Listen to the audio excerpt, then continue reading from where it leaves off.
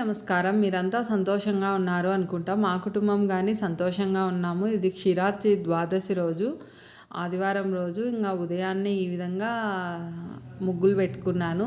ఇది వచ్చేసి తులసి కోట, దీపాలు, కమలము, మరి ఏనుగులు, అమ్మవారి పాదాలు, స్వస్తిక్ గుర్తు ఈ విధంగా వచ్చేదట్లా ముగ్గు పెట్టుకున్నాను. రంగులు దిద్దుకొని పూలు అన్నీ పెట్టి భూమాతకని నమస్కారం చేసుకున్నాను. ఈ విధంగా తులసికోట బృందావనము మా ఇంటి ఎదురుగా ఈ విధంగా వేసుకున్నాను. ఇలాంటి ముగ్గులు ఎప్పుడే కానీ తొక్కే చోట వేసుకోకూడదు. శంకుచక్ర నామాలు కానీ, శివాయ కానీ అట్లాంటివన్నీ తొక్కుతారు చూడండి ఎక్కువ. అట్లా చోట వేసుకోకూడదు. మా ముగ్గు నేనే చేత్తో అనిన తర్వాతే చీపురు పెట్టి తుడుస్తాను. మా ఇంటి ముందర అయితేనే అక్కడ మెట్లు ఎదురుగా ఎవరు తొక్కరు, ఆ విధంగా అయితే చేయరు. తెలిసిన వాళ్ళు అయితేనే ఎక్కడైనా కానీ ముగ్గు అనేది తొక్కకూడదు. ఎక్కడైనా వీధిలో కానీ ఎక్కడన్నా వేయి ముగ్గు అనేది. చాలామంది తెలిసిండే వాళ్ళు, పద్ధతి తెలిసిండే వాళ్ళు ముగ్గు అనేది తొక్కడము, గడపలు తొక్కడము అవన్నీ చేయరు. ఇంకా పసుపు పట్టించి గడపకు పూజ చేసేసుకున్నాను. ఈ విధంగా శంకుచక్ర నామాలు పసుపుతో అలికి బాగా పెట్టేసుకున్నాను. బాగా కుండీలకు, బృందావనకు అంతా పసుపు పట్టించేసి కుంకుమ బొట్లు, పసుపు బొట్లు, గంధము అన్నీ అలంకరించేసుకున్నాను. ఉదయాన్నే ఈ పనులన్నీ చేసేసుకున్నాను. మరి పూజ గదిలో కానీ పూజ అంతా చేసుకోవాలి కదా. బాగా పసుపు అలికేసేసి చక్ర నామాలు వేసేసినాను. తులసి కోట దగ్గర కానీ, ఉసిరి చెట్టు దగ్గర, బిల్వపత్రి చెట్టు దగ్గర ఈ విధంగా వేసుకుంటే చాలా ప్రీతికరం. మహావిష్ణువుకును తులసిమాత లక్ష్మీదేవి స్వరూపం కదా. బిల్వపత్రి చెట్టు కానీ లక్ష్మీ స్వరూపమే. బిల్వపత్రి చెట్టు గురించి మనం ఇంకొకసారి మాట్లాడుకున్నాం. ఇది వచ్చేసి తెల్లవారుజాములేండి.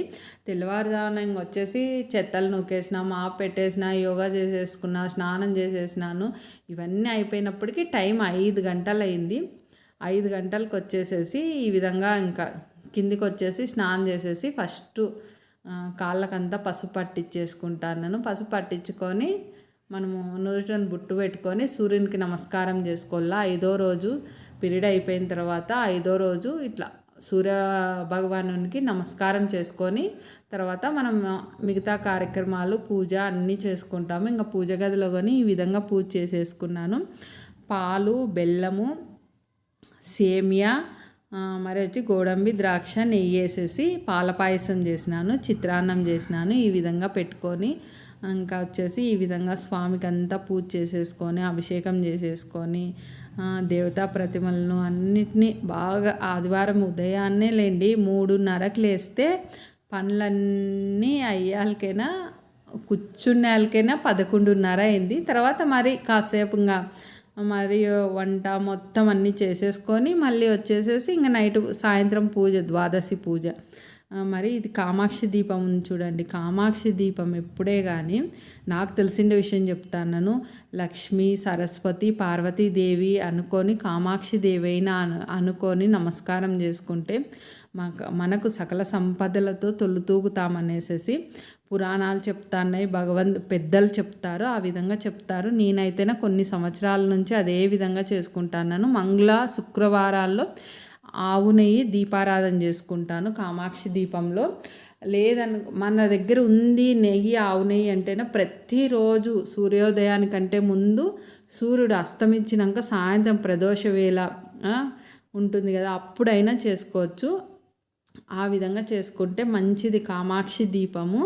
నేనైతేనే 6 గంటలు లేదనుకో 6:30 లోపలైనా 7 లోపలైనా కానీ కామాక్షి దీపం ఉదయాన్నే వెలిగించుకోవచ్చు. సాయంత్రం అయితేనా 5:45 నుంచి 7:30 దాకా అయినా వెలిగించుకోవచ్చు అంట. చూడండి, నాకు తెలిసిన విషయం ప్రతి ఒక్కటి చెప్తా మీకు. ఒక్కొక్కసారి ఒక్కొక్కటి చెప్తా ఉంటాను, అన్నీ చెప్తాలేండి మీకు. మరి వచ్చేసి ఇక్కడ మీకు ఇవి కనిపిస్తున్నాయి. ఇవి వచ్చేసేసి విష్ణువు, లక్ష్మీదేవి, మరి అమ్మవారి నగలు వరలక్ష్మి రథంలో కానీ పెట్టింటి చూసింటారులేండి మీరు. అవి ఇట్లా ఒక బాక్స్లో భద్రపరచుకుంటాను. ఇంకా తులసికోటకు, విష్ణువుకు అన్నీ పెట్టుకున్నామనేసి అన్నీ తీస్తాను. ఇది వచ్చేసి సాయంత్రం 4 గంటలు అయింది. ఇంక అన్నీ ఒక్కొక్కటి అన్నీ రెడీ చేసుకుంటే సాయంత్రం పూజ బాగా మనము ఇంకా తులసికోట దగ్గర కూర్చొని 1 గంట సేపు పూజ ఉంటుంది. అన్నీ ఏర్పాటు చేసుకోవాలంటే కొంచెం లేటే అవుతుంది కదా. ఆ విధంగా ఈ ఇవి వచ్చేసి లక్ష్మి విష్ణువు. నేను కొన్నప్పుడు ఎంత ఉందంటే 2 కలిసి 300 ఉండే. ఇప్పుడు వేరే వాళ్ళు తెచ్చింటేనా అడిగితే 550 600 చెప్తా అన్నారు. నేను తెచ్చుకున్నప్పుడు 2 300 ఉండే. నేను తెచ్చుకొని చాలా సంవత్సరాలు అయిందిలేండి. పూజ అయిపోతానే మరి ఆదివారం అంతా పూజ అయ్యింది సాయంత్రము.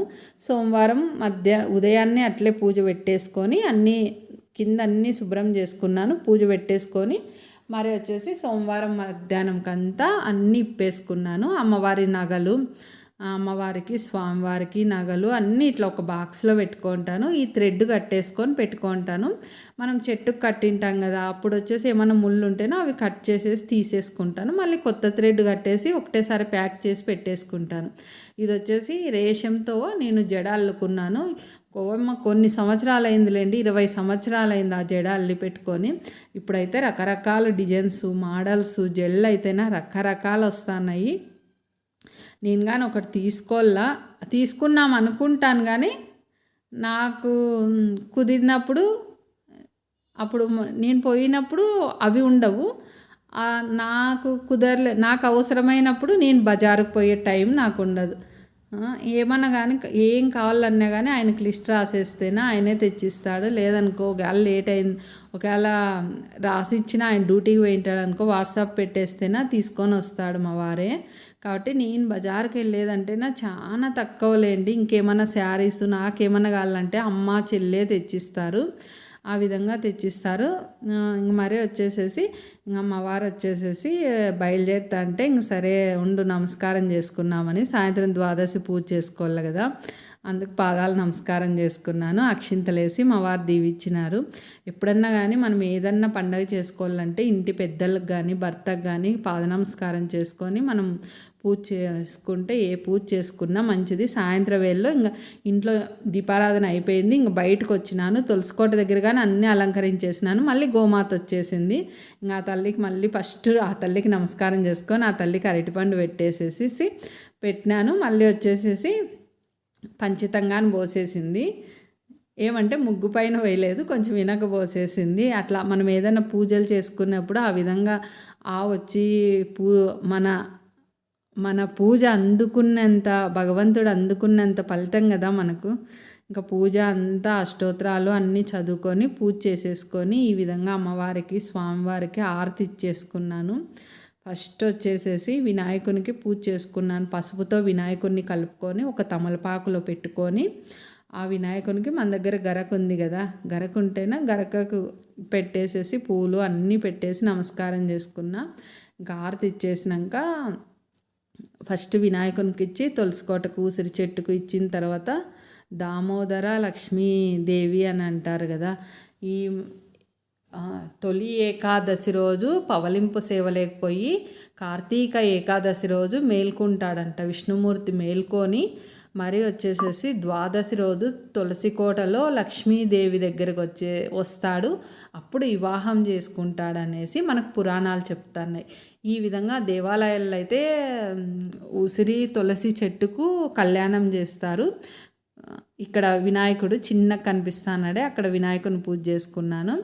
ఉసిరిను తులసి చెట్టుకు కళ్యాణం చేస్తారు.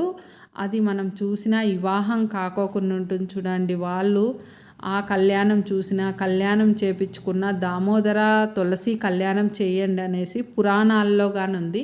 ఆ విధంగా చేస్తేనా మనకు తప్పకుండా కళ్యాణ ప్రాప్తి కలుగుతుంది.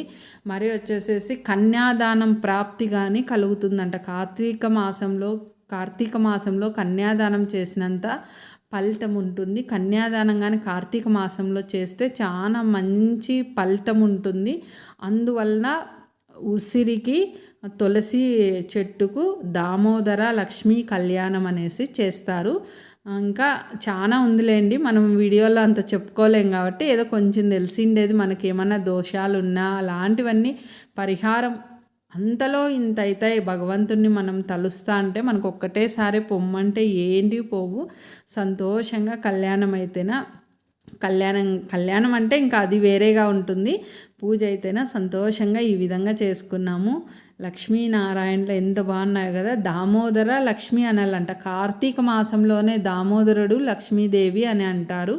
మామూలు విష్ణుమూర్తి లక్ష్మీదేవి, కృష్ణుడు లక్ష్మీదేవి ఆ విధంగా అంటారు. కార్తీక మాసంలో ఒక్కటి ఈ విధంగా అంటారు. మరి వచ్చేసేసి దీపదానం ఆ రోజే ద్వాదశి రోజే చేసినాను. అది ఏ విధంగా చేసినానో రేపటి వీడియోలో పెడతాను.